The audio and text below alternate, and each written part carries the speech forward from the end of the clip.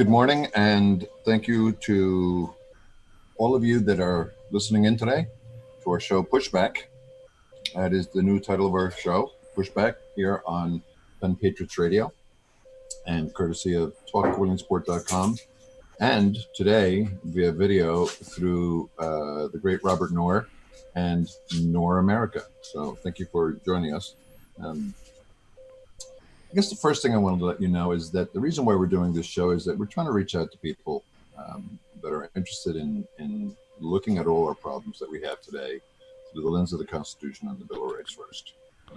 Not a purely libertarian point of view, but a point of view that takes and looks at our problems from the viewpoint of the founders first. So that's what we're looking to accomplish. That's who we're trying to reach. We're not trying to reach everybody. We're trying to reach people that care about the Constitution and want to be able to stand up on their own 2 feet and talk about politics through that lens first. So let me introduce you to my co-hosts. The host of today's show, video-wise, is the great Robert Knorr. Robert was a candidate for the 12th Congressional District in Pennsylvania and a Conferee convention last year in 2019. And we met last year. And the one thing that Robert and I have is indeed that pushback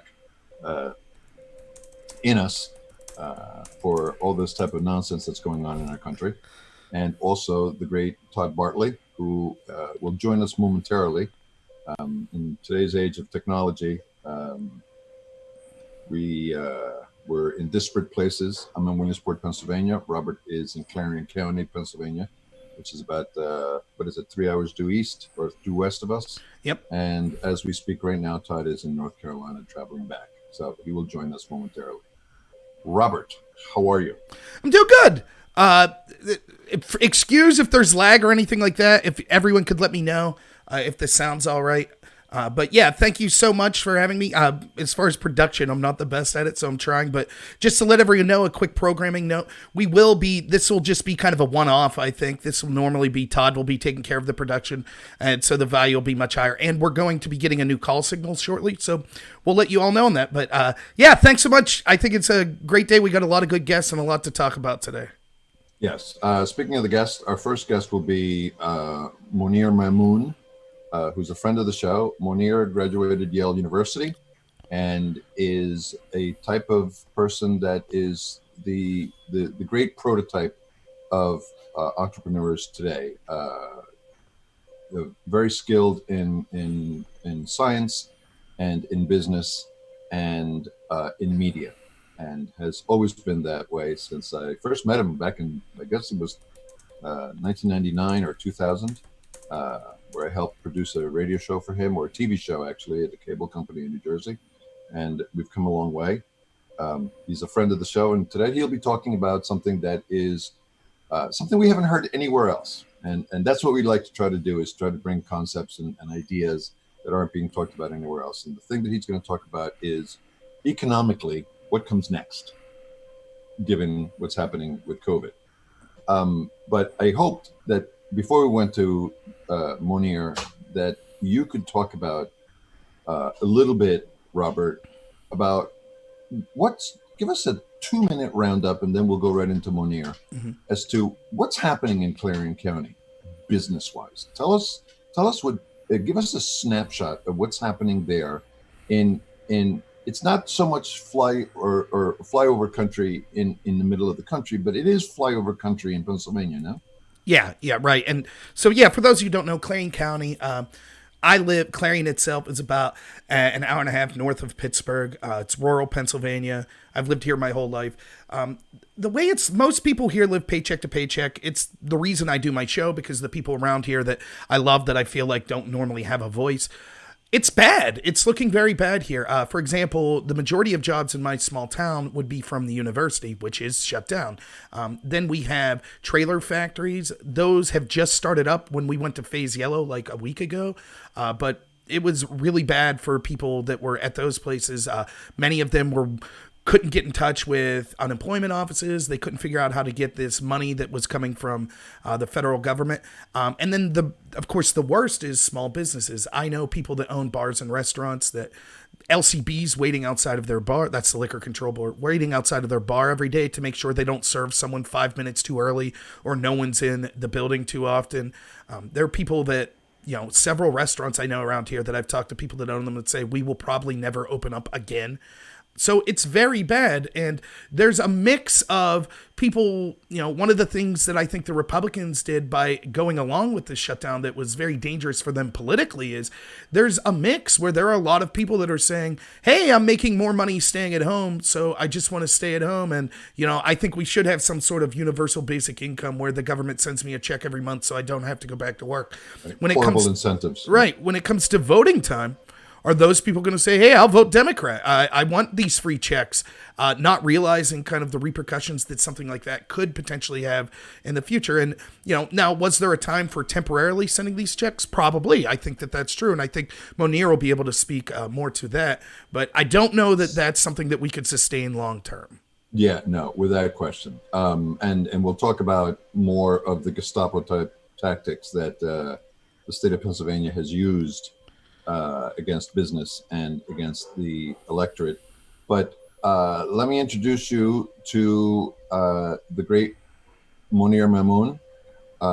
Monir is a resident of New Jersey. There he is. How are you, Monir? Good morning. Hello, Carlos. How's it going? Good, good. Doing good. Doing real good. Thank you so much for coming on the show. And we love your opinion and we love your take because it's so sound and so even-handed. And although your entire politics might not align with ours, we know that you are a lover of liberty and you love this country.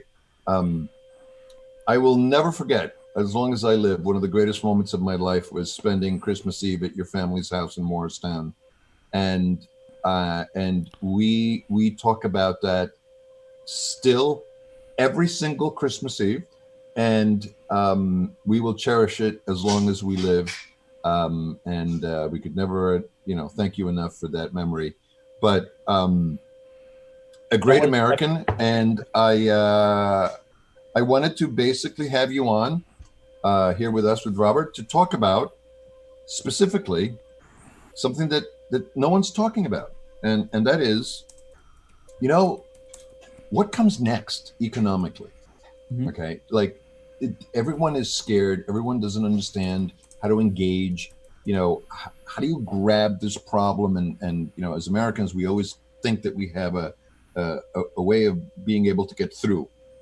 But the first person I thought of is you, with respect to maybe giving us a little bit of a roadmap of what the economy will look like starting this morning.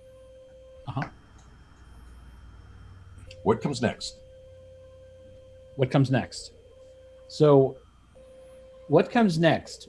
Most likely, in broad overview, we have an economy that we have to kind of get going. And one of the most interesting parts about the economy, the modern economy, is driven by this magical thing called credit, where we're able to anticipate future cash flows, and that's used for everything from your going on taking out a mortgage, or rent. Your landlord is anticipating your cash flows to pay their expenses, car loans, and credit cards. And so, in a modern economy, that's going to be the most challenging part for us to get started. As people come back to work, they're catching up on payments.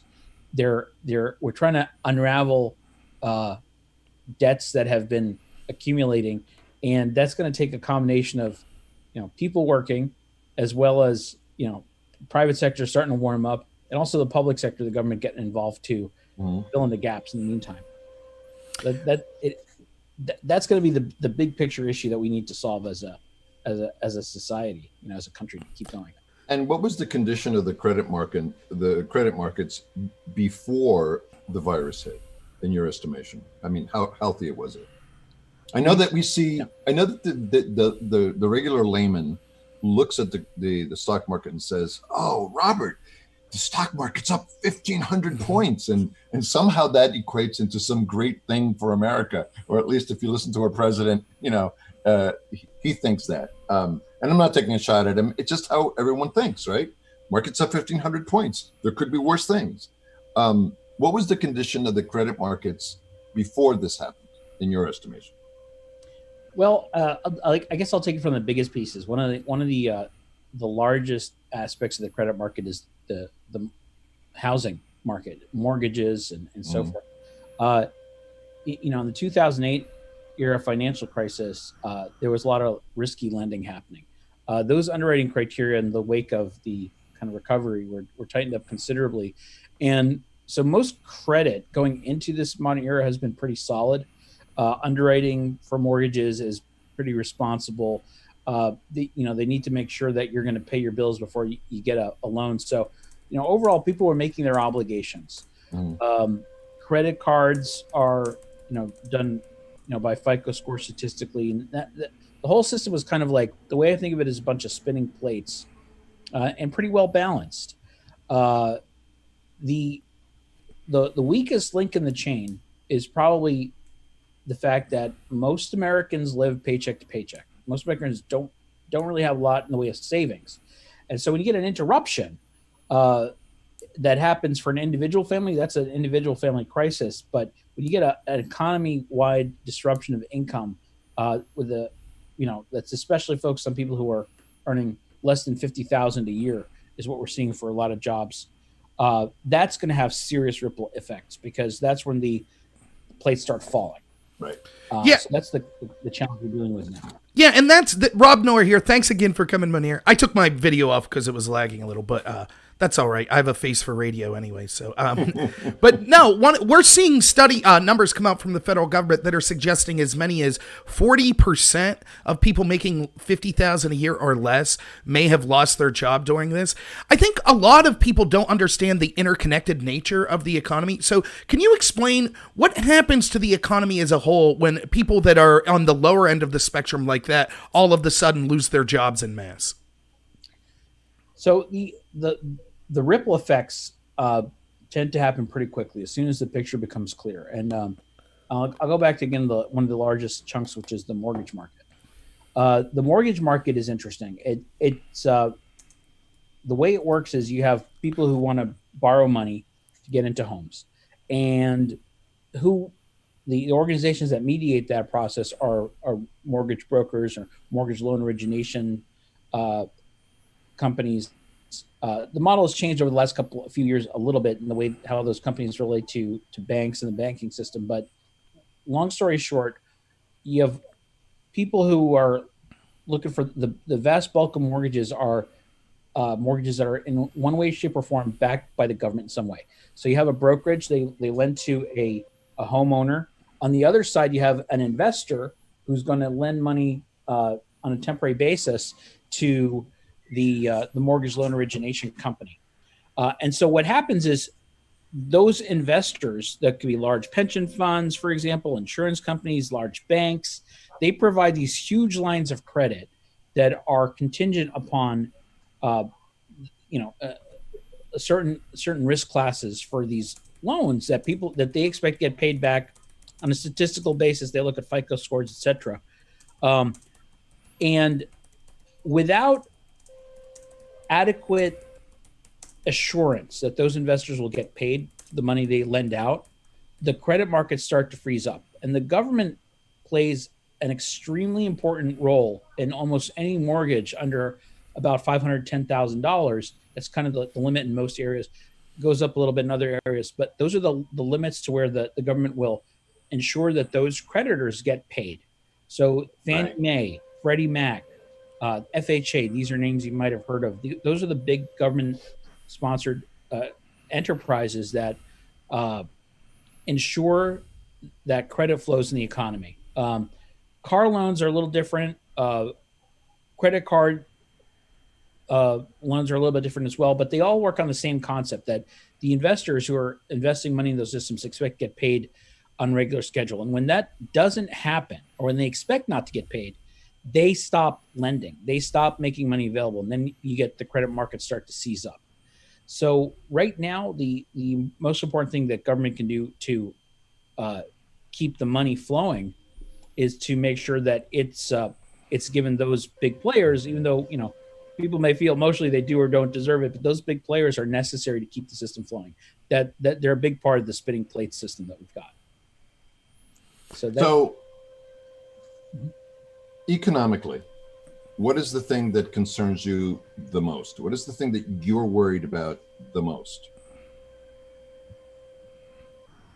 I think we're going to see an economy emerge that is a little different from the economy we went into. That's what's going to be challenging, because one of the biggest things that cause depressions to last and turn into recessions to turn into depressions is when people aren't getting back to work for a long period of time. Like people are doing what we're doing right now. They're on Zoom or they're on Google Meeting, Hangouts, and they're doing things electronically to an extent that they were never really forced to do before. That's going to have a permanent impact on some level. It's going to have a permanent impact on the way we consume fossil fuels.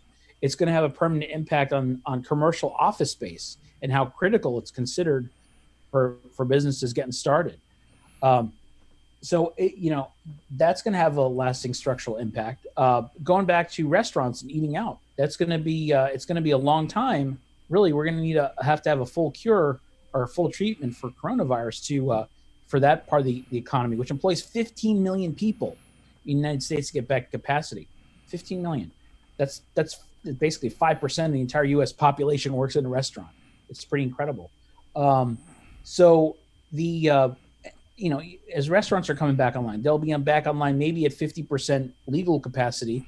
And, the reality is they'll be probably getting even less business unless people are buying a lot of takeout. So it's really going to change the economy we come out with. And so I think that's going to be one of the reasons why, even with the best of intentions, we're going to have a prolonged recovery. It's going to take a while. It's going to take a couple of years for this all to sort out. It will sort out. We'll change our habits. We'll change our patterns. But that's the thing, in the short term, there's going to be some more pain. And conversely, on the flip side of that coin, what is the thing that you're most excited about? That you look at tomorrow and you say, okay, this is something that I'm looking forward to, and I'm pretty confident could be a good thing. Well, I think, given that we came off of a major financial crisis not that long ago in historical terms, 2008, 9, 10 financial crisis with the markets. I think that there's at least for the credit markets, when it comes to mortgages, there's a bit of a playbook, there's a bit of history, and there's a bit of understanding that those systems have to keep going. So I'm pretty confident that the government is going to solve some of the problems. They're really going to deal with some of these issues that, without as much political partisan consideration as might have otherwise been the case if this were the first time we were dealing with this issue. I'll bring it back to how people pay mortgages, and a lot of people have gone on forbearance recently because they haven't had the ability to pay, and the government has given guidance that has told these mortgage servicing companies to allow people to pause their payments for a while, and then they'll sort out the issues later on. So people have been able to do that without impact to their credit score. When the way forbearance programs are set up now, however, once you come off of forbearance, all the money you owed for the 3, 6, 9 months that you were not paying your payment comes due at once. That's going to be an impossible hurdle for many Americans who are living paycheck to paycheck. So the key here will be that the government's going to have to come in and step in with another wave of sort of rules and regulations and funding, probably to let people tack on those payments at the end of their mortgage, extend their mortgage a bit. Because if they didn't, otherwise we'd be seeing a lot of foreclosures I don't think the government's going to let that happen. I'm pretty optimistic about that. So I think there's going to be some sanity in the way that they deal. And we've already been seeing that the government, the GSEs, the government-sponsored enterprises, have been working hand in hand with the mortgage system, the lenders to ensure that there's liquidity in those markets, and they've been doing a pretty decent job. Mortgage rates are, mortgages are still available if you have decent credit. Right. And underwriting rules have started slowly to loosen up a little bit, to start getting closer to where they were before, which is a big win. So I think that's been one of the real strong spots, and I think that'll continue. And the other question that I had for you, how do you feel about continuing bailouts of the states? What are your thoughts about that? Does that create yet another negative incentive to have their states open back up, just like the negative incentives for unemployment? Your thoughts on that, real quick. So I think that part is tricky because some of the money from the federal government actually goes back to state governments, but a lot of it goes back into private industry as well. So as far as bailouts of the states go, the politics there are interesting. A lot of the states that are the blue states, which are kind of political outs these days at the executive level, are some of the largest contributors. They have big cities, or they're paying a lot in taxes. The Californias, the New Yorks, and Yep. So those states, I think, are going to, they'll need a little bit of help in recovery because they were the ones hit hardest in the early waves in some cases. California's policy has been a little bit different than other states. They've been doing okay. But, as the red states start to kind of feel the impacts in the same way, which we're starting to see, coronavirus cases spike up in those areas. I think you're going to start to see some of the politics fall away. And then we're going to get to the practical questions of like, all right, what do we do to keep our system afloat? And it's going to come back to tricky issues of equity as far as, a lot of states put more money in, than they get back out. And conversely, some states take more money out of the federal system than they put in. So I think that there's going to be a lot of, especially Kentucky, the great state of Mitch McConnell, is known for taking a little bit more. So I think those issues are going to become. And Rand Paul, come on. That's. Well, on that note, let me ask you this. We see states that have opened up quicker than other states, for example, Georgia, South Dakota, Florida. Do you think, questions of the virus aside, do you think that they will benefit financially in a way that will be noticeable because they've opened up sooner? So one of the interesting things about economics is that every effect I've ever learned about has a counter effect that you can never really get a pure answer. You hear the old joke about, put 10 economists in a room, you get 11 opinions. I think those states that opened up quickly and are going to get, they're going to start actually seeing a second wave of disease hit. There's no question about that because we don't have a treatment yet. And it's starting to happen. We're starting to see spikes in those areas that have opened up earlier. So I think that's going to put a lot of counter pressure on, and it's going to go beyond whatever the governors try to do. They don't have unlimited power to make those decisions. People have a say, and if people are scared, that's going to have an impact. And if there's a second wave, that's going to have political blowback. So I think the jury's still out on that. Well, I will say, just to push back a little, I think that you're seeing in places like Florida, they predicted the massive second wave that just didn't happen, whereas states that locked down more like New York, it did happen. And if we're looking at 18 months for a vaccine that won't be 100% effective anyways, every state that opens up, which almost all of them are talking about some sort of opening up at this point, they're all going to experience that second wave anyways, unless we lock down for the full 18 months. So to me it seems like again I understand different states having different decisions because of the demographics, but it seems, I guess that's why I was asking, is there a possible benefit to just saying, well, we'll take the potential second wave now instead of the second wave 3 months from now, and we're still going to experience that second wave anyways? But yeah, so one of the interesting factors is that because of the doubling time of disease, at the early stage, you really don't, if the numbers of infected people have been tamped down by extended closure, you don't see those second waves pop up overnight. It takes a number of weeks for that to happen. And we haven't had a number of weeks. We're only 2 months into the first wave of shutdown. So there really hasn't been enough time to see a second wave happen yet. I mean, that's still going to take like a month or two to really start seeing anything like that. I think as far as states opening up, and the way they open up is going to make a difference. Are they focusing on the restaurants? Are they focusing on public places, spaces, beaches? Or are they allowing people to work in offices in a different capacity? It's hard to say, make generalizations because every state's a little different. But it's going to take a little time before we start seeing the second wave fallout happen. And I think that's when we'll start to see these conversations become informed by more information about what's actually going to happen. I think right now people are a little bit skeptical because they haven't seen it. Right. Hey, we have Todd, I think, is joining. Are you there, Todd? I'm trying. All right. Hey, thanks for being here, Todd. Hi, Todd. How are you? Good, guys. Did you have a question for Monir? Because I have another one. I do, actually.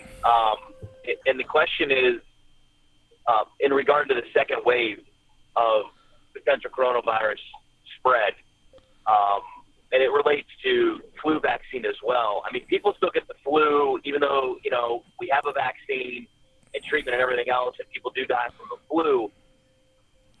What I'm not connecting on to date with all the information that I've obtained from Secretary of Health, Governor Wolf, and looking at the other states, can you help me and everybody else understand why there is such a focus on this potential second wave and how potentially deadly it can be, when the first wave and all the research that I've done and all these numbers, it was disproportionately affecting the elderly in congregate settings as opposed to the general population. Can you speak to that at all? Yeah. So the as far as vaccines and second waves and who the most vulnerable populations are, the fact is nobody wants to see other people suffer. That part there is what the closure prevented, because we saw what happened in China, Italy, other places, especially with populations that were a little bit older.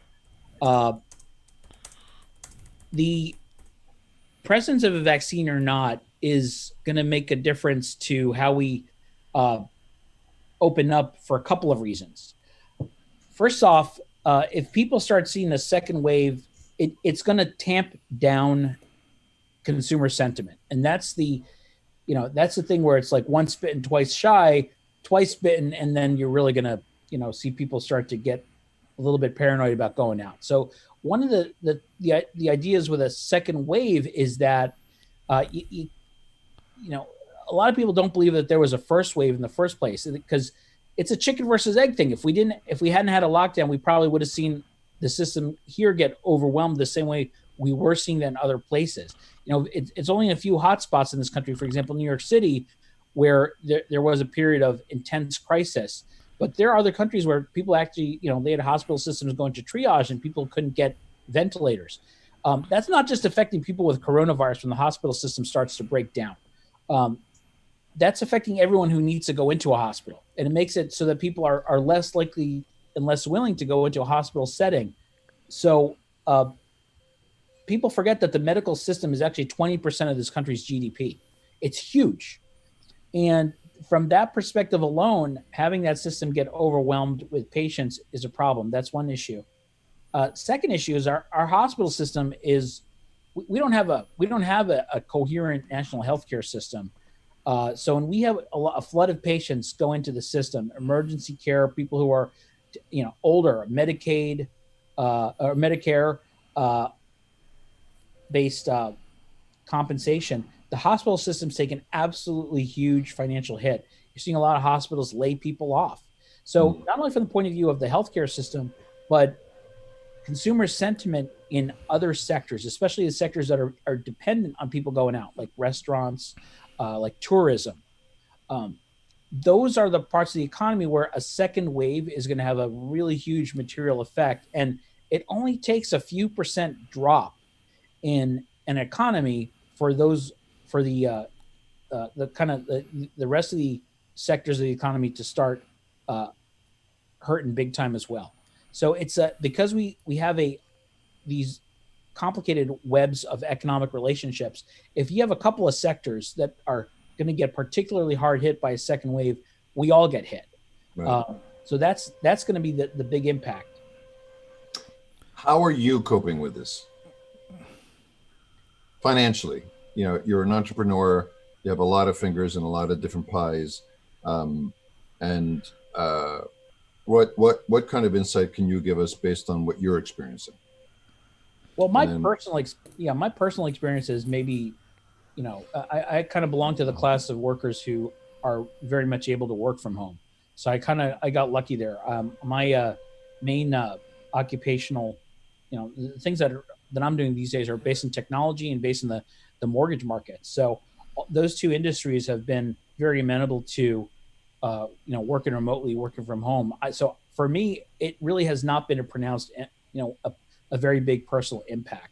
My wife, she works as a psychologist. She has had to have her clinic was based on in-person only. They weren't doing telehealth, but they've had to adapt. But they did adapt to that system, and they've taken on these new technologies. So, we count ourselves among the lucky who are able to keep working, and a lot of people aren't in that position, which makes it very tough. Let me ask you, kind of getting away from the politics of it, but just looking at the economics of this, there's been a lot of talk about how we will deal with China, whether or not you think that China is more at fault or less at fault. It was a total accident. That's kind of irrelevant to my question. My question is, there are people that are talking about things like we need to become self-sufficient away from China. Maybe we could erase the debt that we have and just tell China we're not going to pay the debt. So a two-part question. One, is it possible to just erase the debt like that? Are there unforeseen consequences? And second, how likely is it that we'll be able to kind of pull away and become more independent of China? China is a frenemy we'll never get away from.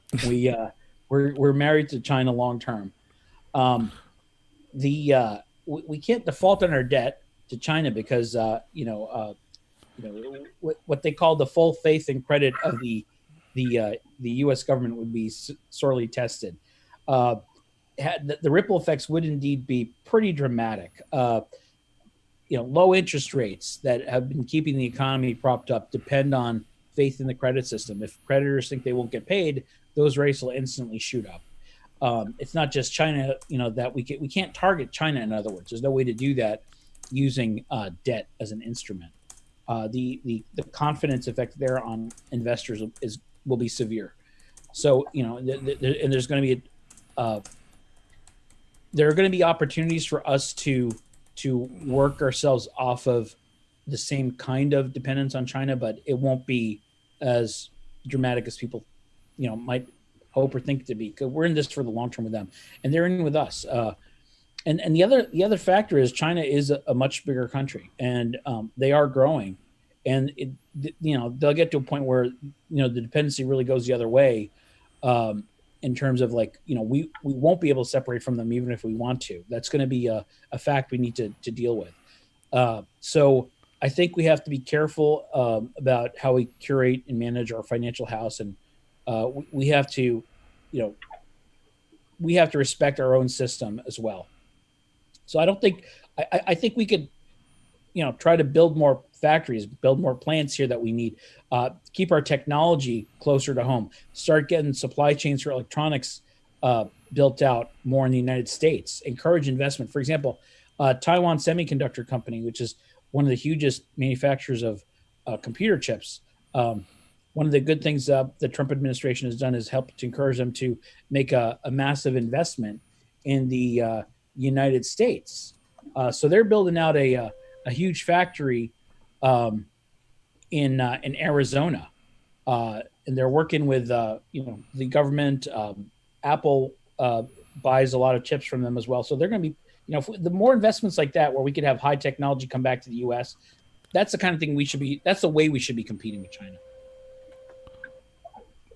Yeah, I agree. I think that there's easy, it's particularly if you put a lot of blame into China, whether you think they weaponized this, which I think it probably was from some lab, or that they just kind of fudged the numbers and allowed the spread to occur.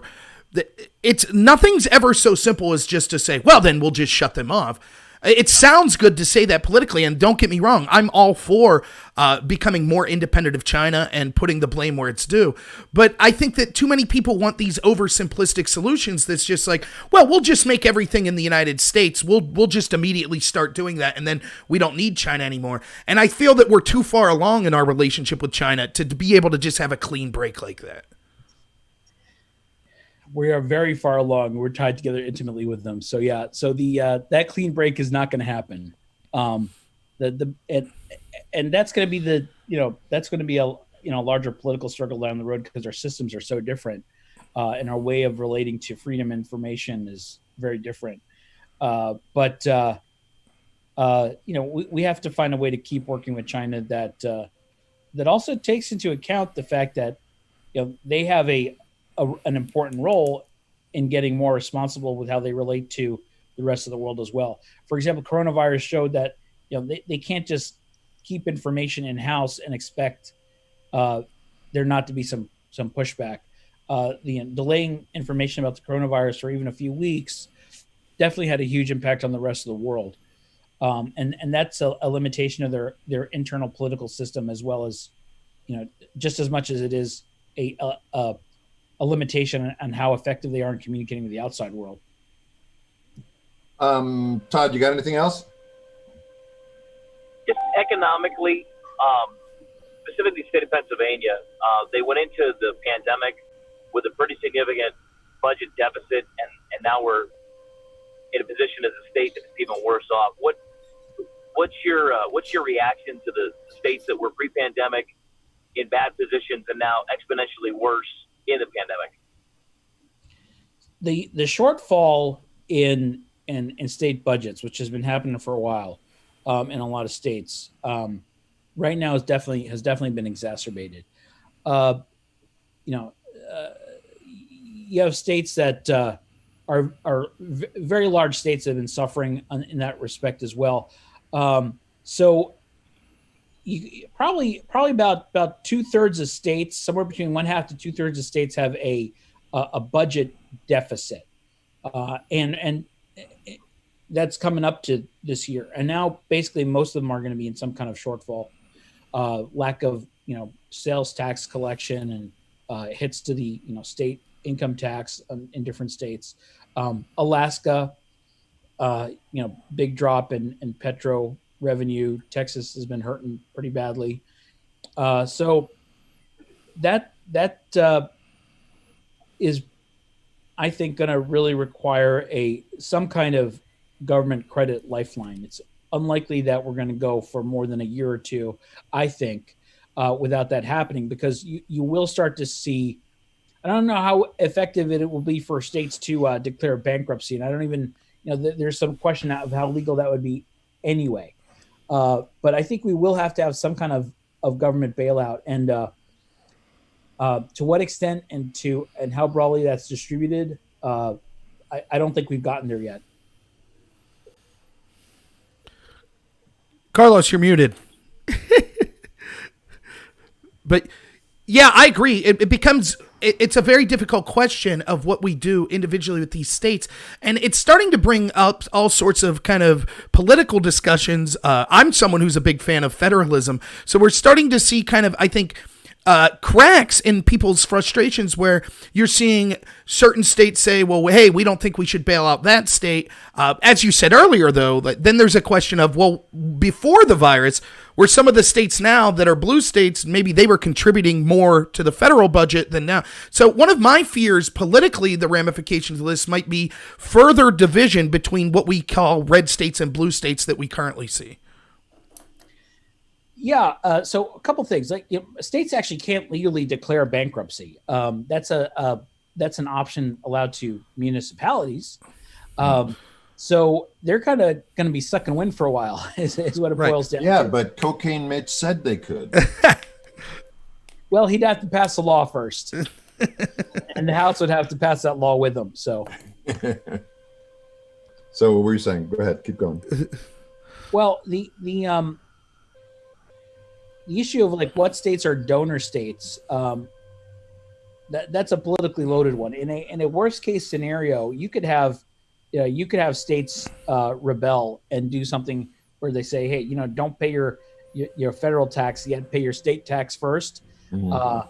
And or they you could have governors encouraging people to not pay their federal tax until their system is bailed out locally. So those kinds of extreme reactions would be in a world where things were going pretty bad for a pretty long time.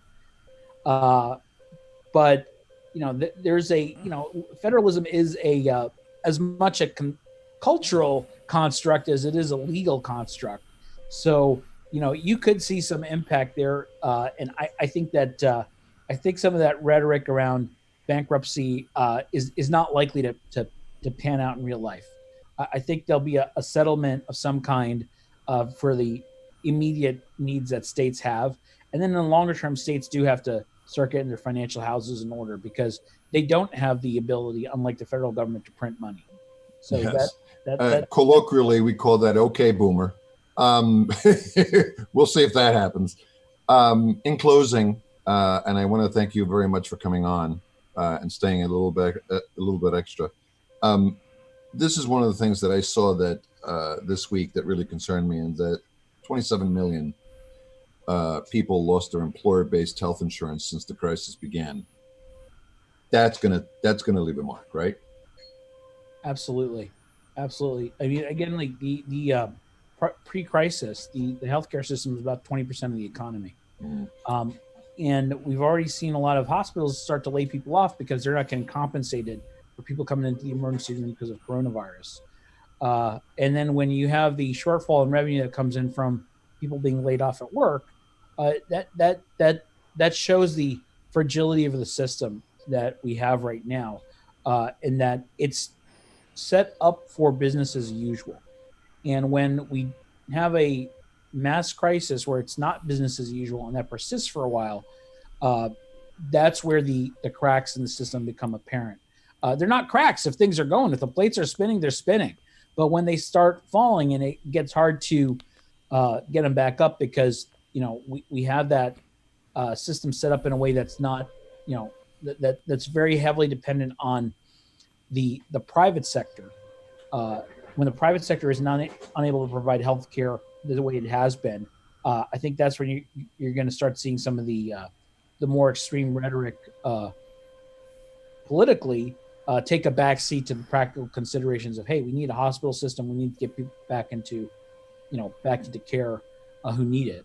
Well, and just as equal as our concern about our health and the virus, what you basically just said is that equal concern should have been taken care of not letting an economic dip put us in this position. And at least that's what I think I'm hearing. And it is a real shame that did not occur. And now you're talking like a liberal, Carlos. Well, no, we could have flattened the curve of the virus, and we could have also flattened the curve of the effects that it could have had on the economy, and that did not occur. The economy was not a full consideration, and if the economy is what supports everything else, why wasn't it? That's what I'm saying. Yep, I agree. That makes a lot of sense, and I think you're going to start seeing you know, relying on the concept of unemployment insurance and thinking about, you know, how do we temporarily supplement everyone's income, sort of maybe a temporary universal basic income, something that allows the economy to keep going and doesn't disincentivize people going back to work, support them in their income, support the economic holes, you know, getting filled in, you know, give people an incentive to still make money if they get back to work when the economy starts opening up, and get past the politics and focus on the practical problem solving.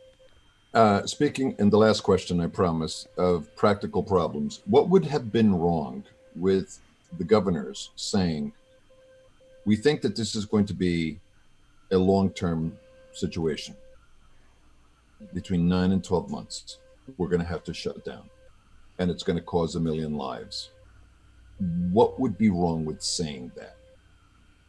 Why not put it in the hands of the people that gave you the consent to rule us by telling us the truth? 9 to 12 months, 1 million people dead. What then would have Americans done economically?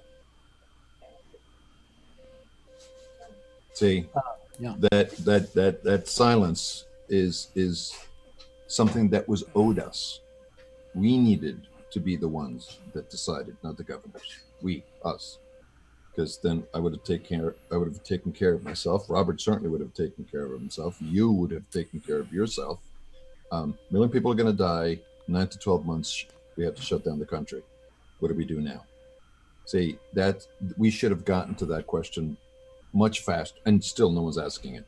But that's how you really set the true north as to what we would have done as a people if the governors would have come out and said that from the beginning, as opposed to no, we're doing this to flatten the curve first, and it'll be okay if we all stay socially distanced and, you know, everyone wears a mask and we stay at home. And fine, I understand that, but it's our choice.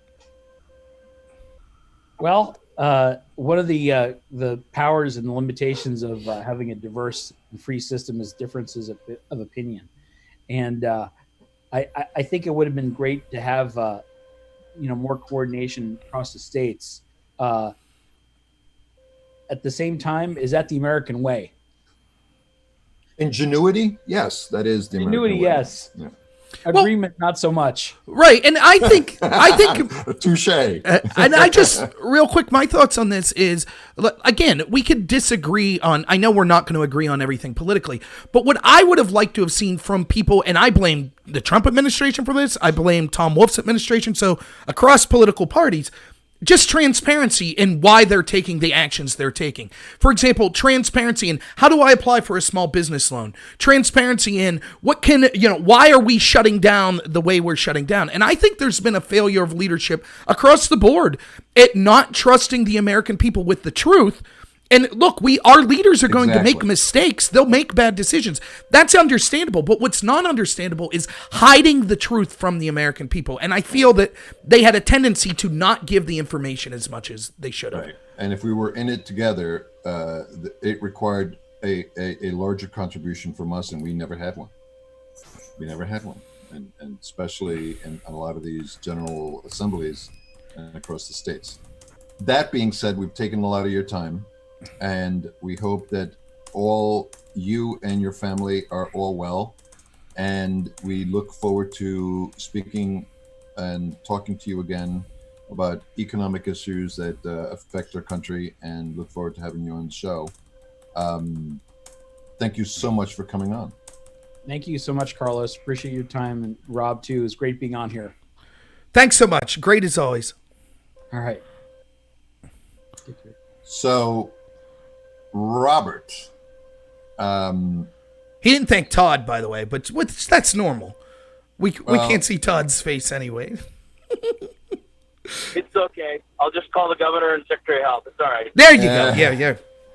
So just real quick, Carlos, just so you know, we're lagging live because of my poor computer equipment. For those of you that are listening live, don't worry. This is a one-off shot. Normally, Todd will handle the production value, but you'll be able to catch this on a podcast format at some point later today. So, yes.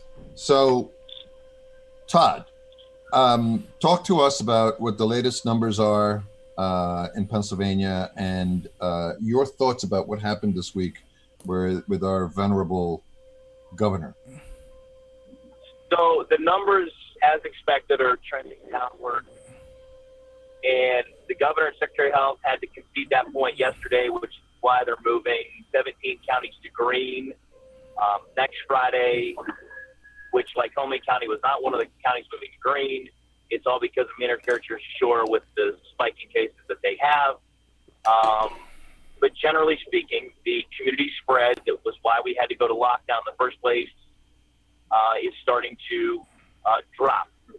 But most of the community spread that's going forward is unfortunately in nursing homes. Lycoming County specifically is +3 as of yesterday. I would gather either a 0 today or a +2-3 type of margin. And it's in nursing homes as opposed to general population. Yeah. Okay, we're losing Todd. So basically what Todd is saying is that the governor of the state of Pennsylvania is worried that the people who are in wheelchairs and hospital beds are going to be flying and rolling through the streets of Lycoming County, so we are not going to open up the county again. Did I hear that correctly? Yeah, pretty much. And then Center County was actually given a green light. Their county commissioners called the governor and said they yellow. Yeah. Yeah, and I wanted to bring that up too, Carlos. So my friend Tom, who's a Democrat who was for the lockdown, he helped run my campaign. He texted me this morning, and here's someone who's for the lockdown going, wait a minute, I can accept the lockdown if it's based on science, if it's based on facts. But how is it that the feeling of the county commissioners of Center County overrided the facts that supposedly the Department of Pennsylvania of Health came up with that said, no, you could go green?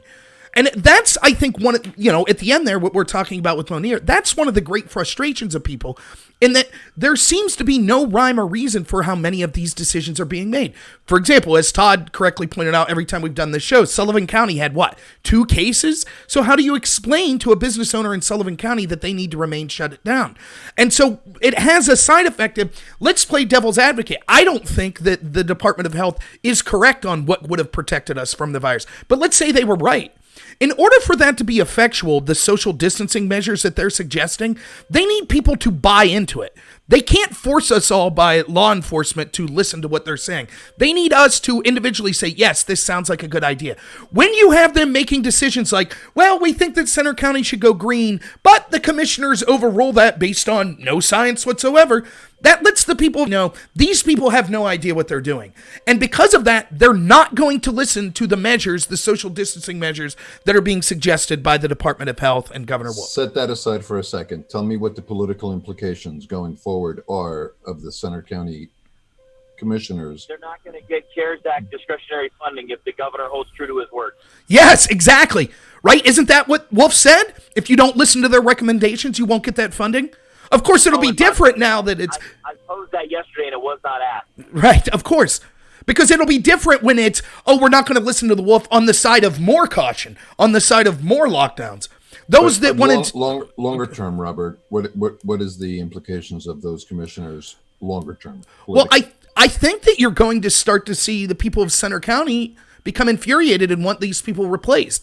I don't know if that means that we'll see a large-scale shift towards more of a Republican Party, but I think you'll see some of that certainly come. And I certainly think that, look, here's the thing. We all have our predispositions. We all have our biases. Some of us are more liberal, some more conservative. But when you start affecting people's livelihoods, all of a sudden those philosophical questions about, where do you lean on, the political scale, they start to not matter as much. And, I'm telling you, I'm talking to left-wing people in Center County that are telling me, I have no idea why they're doing this.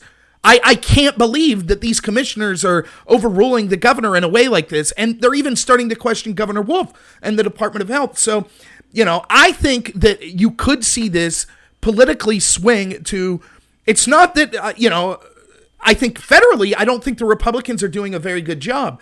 But I think the Democrats are doing worse. And where we see somewhere like Center County, the pendulum might swing the other way, where people are like, we're tired of the Democrats that think, no, we are our own little tyrants. We'll do what we want. Facts be damned. We'll make laws based on feelings. Yeah. So you're saying that the weight of the federalist system is going to come down on them consequentially because the people are going to rebel. Yeah. My question to you is, to both of you, okay, and give me a minute each. Sure. Why didn't it happen earlier? Why didn't people rebel earlier, especially in light of the lack of guideline and threshold questions that the governors, clung to? I can go first if you want. I think it's because not everyone's as ideologically invested as people like us, where we understand the importance of the Bill of Rights and liberty. We understand the mistakes that the government and experts make all the time and the tendency to abuse power. So I think most people, Pennsylvanians, for example, but Americans in general, we're willing to sacrifice. You're willing to sacrifice some of your livelihood for a greater good. Americans are great that way. So they trusted their government. They trusted these experts and said, oh, okay, we'll sacrifice for a couple weeks. We'll sacrifice to flatten the curve. Once they see that the people that they put their trust in aren't taking it serious and they're basically just fly by night changing their decisions willy-nilly. I mean, Todd could talk to this better than me. We had Governor Wolf said, oh, it's not going to be a county, or it's not going to be a statewide solution. It'll be county by county. Then it was, oh, it is going to be statewide. Then it was, oh, we can't open up counties because the virus will spread. Then 3 days later it was, oh, we're going to go to these phase systems where it's just the county. When they see that, they start to realize, wait a minute, was my sacrifice in vain? Did I put my trust in people that I shouldn't have put my trust? And that's why I think you're seeing that it took a little time. People were willing to make those sacrifices on good faith that the experts in the government were right. And then now they're realizing that it maybe was a mistake. I have you there? I have a little different take on this. It's taken literally 10 weeks for people to understand. And again, I'm not throwing shade at non-essential or non-life sustaining businesses, but they need to understand something. And it took them having their businesses shut down with no say from them to have the light come on. Folks, you can literally have everything taken from you with the stroke of the governor's pen. And guess what you can do about it? Absolutely nothing. Yeah. When that starts to resonate with people, that's when the rebellion's going to start en masse. Well, And it hasn't happened. Right. They're taking the government's word for it. Right. And that's why I asked you that question, is because we didn't prepare for this. I just asked you the question right off the top of my head. There is no checks and balances. None. They're gone. The General Assembly has no checks and balances over the executive branch at the state level at all. It's a question that, by the way, in about 8 minutes, I'm going to ask Don MacClure when he comes on. But one question that I wanted to ask you, Robert, is I don't know if you saw the citation this week on the internet, but experts are increasingly alarmed about the conditions of the airports. Mm-hmm. There are no coronavirus screening procedures for domestic flights, and a House probe found a lax screening from the international COVID hotspots. Why are we bailing out the airlines? Well, it's because it was never about doing the right thing. Why did we bail out the Kennedy Arts Center? Why did we give emergency funding to Planned Parenthood? Why did we give it to Harvard, Yale? Why did we give it to Carnival Cruises? Because this was all about pork projects. It was all about caving into the lobbyists. For example, we know that the lobbyists are the ones that wrote the Democrat bill that passed in the House, the $3 trillion bill. That bill included, you know who was considered an essential business in that bill? Lobbyists. So the lobbyists that wrote the bill claimed we're essential. So, and it raises a bigger question that you're talking about. We I think that my stance, and I think I can speak for you and Todd as well, our stance from the get-go was, look, we should default to the Bill of Rights. The onus should be on the government to prove to us that taking our rights away are necessary. They did not do that. And instead of doing that, what we should have done was protect the most vulnerable people in nursing homes, the elderly. They did not do that. The airport situation is another good example. Instead of sending the Liquor Control Board to local restaurants here in Clarion County to harass the owners, maybe those resources would have been better spent, I don't know, protecting nursing homes, making sure we had adequate testing at airports and things like that. And that's the incredibly frustrating part, because that side of the equation that was for the lockdown and continues to be for it, they tell us, oh, we're morally superior to you. You don't care if people die if you have questions against the lockdown. When in reality, it's the exact opposite. They've set the conditions for this virus to spread to the most vulnerable populations even more than if we would have done nothing. And then they have the nerve to point to those deaths and point to the number of infected and say, see, this proves we are right. We need a further lockdown. I'm with Robert. I thought they should have taken an X-Acto knife approach from the beginning. And, to his point, the rural counties, predominantly in Pennsylvania, never should have closed.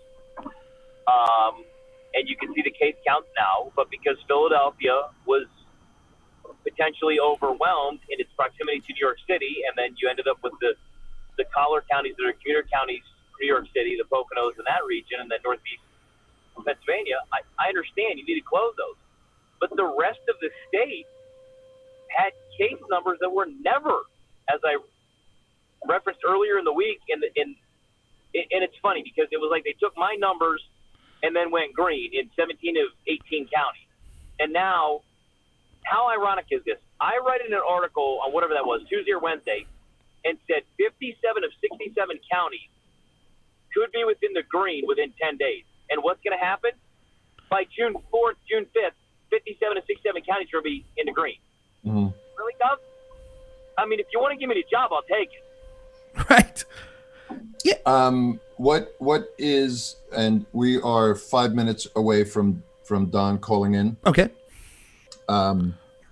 What is in your view, Todd? Talk to me about the things that you've heard at these press conferences that does make sense. What does make sense of the things that they've said? We know the nonsense. Okay, we know the things that they're hiding and they're subverting. But what has been consistent the whole entire time, all along, that the people of Pennsylvania can cling to and say, oh, well, okay, so at least we could trust them? Is there anything? There's not. The Atlantic did a story this week on the positive test numbers, and I've been saying this for 2 months anyway, Yep. that the numbers are skewed high. It was revealed earlier this week. Remember how they were getting into presumptive positives and all that? Well, they were starting to lump in serology where somebody tested positive that they had the antibody, so they're throwing that in there, but they were never symptomatic. So you've got all these numbers congealed. You've got death numbers of 4 comorbidities, and they tested positive for COVID, so that's a COVID test. I don't believe any of the numbers. I don't believe most of what's coming out of there. I believe they're genuine in what they're saying, right? They believe what they're saying. But what it's rooted in and based in is so beyond the pale. I mean, they put numbers out for individual nursing homes that are so beyond jacked up wrong that the Nursing Home Association comes out and says, you need to take this down and start over. Because it's awful. So I'm going to put up a graphic. Well, I was going to try to put up a graphic. Oh, wait. I probably have to give you... Yeah, you have to disable the participant screening sharing. From one of actually Robert's debating friends back when he was debating. Yeah. Can you talk about this tweet? Yeah. Well, Don's calling in now, so I'll answer it. But yeah, I don't know if Todd could see it. So if you want to talk about it for a second, I'll answer the call here. Phil Kirpin is a former debate adversary of Robert MacClure. in great days, and he To put up this accept, tweet press 1. yesterday that said they got the death certificate, and COVID-19 was listed as the cause of death. Simmons, her brother and sister-in-law, called the social worker that day, and then quote, and then she says, well, we had to put that on all the death certificates. End of quote. Simmons said. This is in New York State. So apparently, a family's mom died. The death certificate said COVID. She didn't die from COVID. And when they called and asked why, they had COVID on the death certificate. The person that answered the phone said, "Well, we've been told that we have to put that on all the death certificates." Right. It's even worse than that. Just real quick before we get to Don here, it's worse than that because if you read the entire article, what it says is they found out that their their mother was showing signs of being ill, so they requested a COVID test. They were told that they could not get a COVID test for their mother. Then their mother died, and despite not being able to get the test, they then, for propaganda reasons, said, "Oh, she died of COVID." So imagine being that family where you're like, "We wanted you to test for COVID, you refused, and then you have the nerve to say she died of COVID." And maybe it was because she didn't travel to China, Robert. Well, I mean, and that's the problem. We see how they're skewing these numbers, like Todd said. I don't trust any of them either. So, Carlos, you want to go ahead and introduce Don? I think he's on the line with us. So, well, I would like to introduce everyone to the great Don MacClure, who is the Perry County, Pennsylvania County Republican chairman and is the owner-operator of MacClure Consultants. I think it's in Camp Hill, Pennsylvania, where he uses a big truck to collect all his cash. And today we would like to welcome him to our show for the very first time. Don, how are you? oh, can you hear him, Don? I can hear no one. We cannot hear other than you. Well, so there was a problem with going in. So yeah, Carlos just introduced you in a very fantastic way. So because we're doing the show out of my house today, and I'm not a very good producer, I'll just reiterate the questions that they ask you. So yeah, we were all just saying thanks so much for being here, Don. We really appreciate it. And Carlos, what was the first question you had for Don? Well, the first question that we had for him, and the primordial question we have for him for being on the show is, Robert, I'm not hearing politically, Carlos at all. what happens next? Right. So yeah, you won't be able to hear Carlos, unfortunately, Don. But what he asked, I'll just repeat the questions him and Todd asked. What Carlos wants to know is politically, what do we think happens next now that we're seeing the ramifications from the lockdown and some of the numbers seem to be alleviating from the COVID deaths? Well,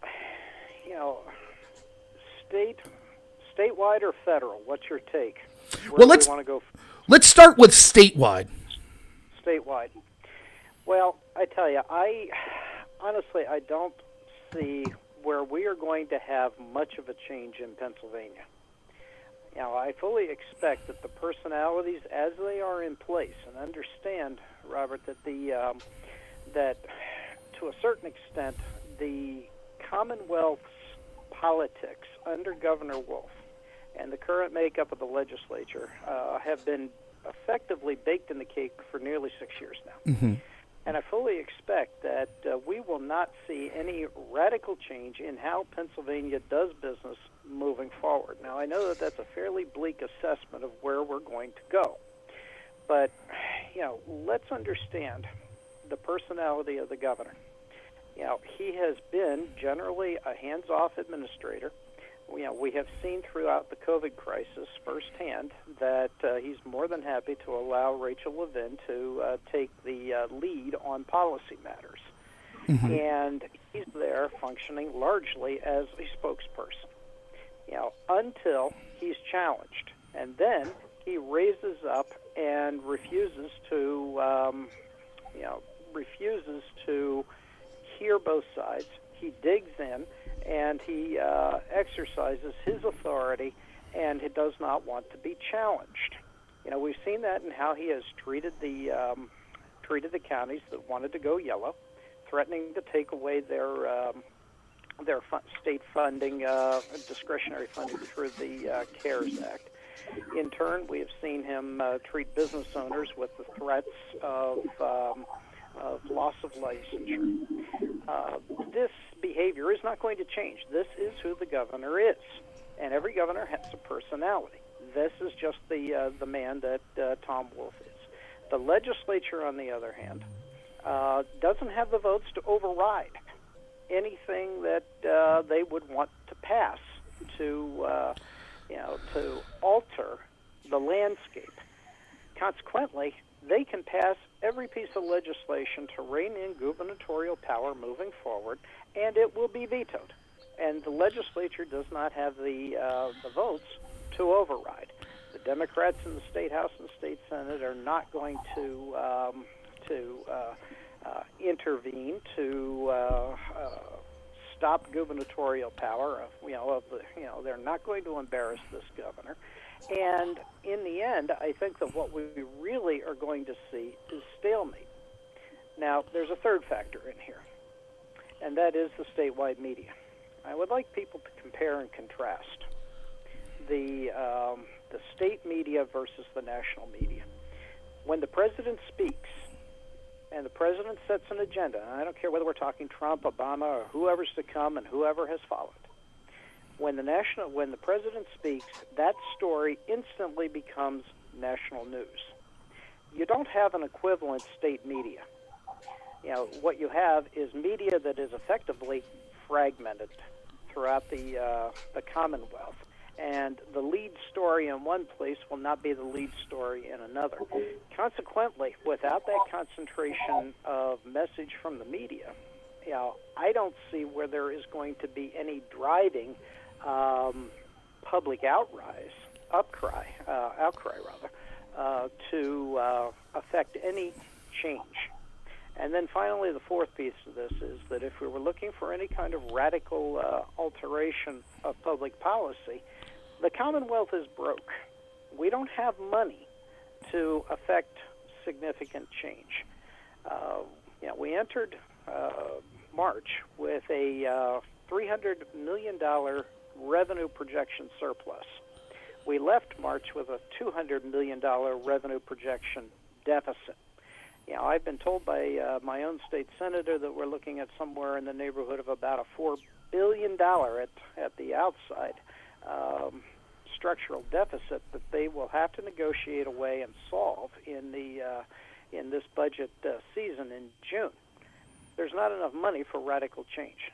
So I'm fairly pessimistic that if we're looking for significant policy change in Pennsylvania or significant political change in Pennsylvania, it's not going to happen. Yeah, I agree with you totally. A couple of things you said I wanted to hit on. First, the state media. Todd's here with us, which we're having trouble with the audio, so I don't know if he could hear you. But I think Todd Bartley's been one of the most impressive journalists I've seen, even at the national level right now, and actually trying to hold Wolf accountable and his administration accountable. But the problem is when you only have one or two people doing that, Wolf and Levine feel that they could just ignore any question that's difficult. And I think you're absolutely right that when we hear the media talk about, how we're so important, we hold truth to power, those things are true. But when they're not holding truth to power, how do the people of Pennsylvania start to wake up to understand just how horrific Tom Wolf has been?